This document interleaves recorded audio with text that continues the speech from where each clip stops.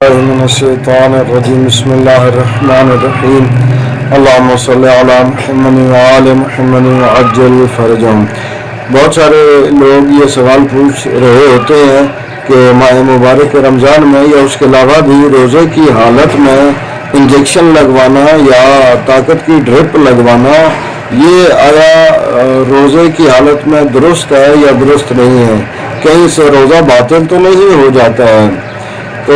اس بات کو سمجھ لیں کہ چاہے آپ انجیکشن طاقت کے لیے لے رہے ہوں یا ویسے بطور پین کلر لے رہے ہوں یا ڈرپ آپ ویسے طاقت کے لیے لے رہے ہوں یا کسی اور معاملے کے لیے لے رہے ہوں، دونوں صورتوں میں چاہے وہ طاقت کے لیے آپ استعمال کر رہے ہوں یا ویسے ہی آپ استعمال کر رہے ہوں، کسی بھی صورت میں انجیکشن لگوانا ڈرپ لگوانا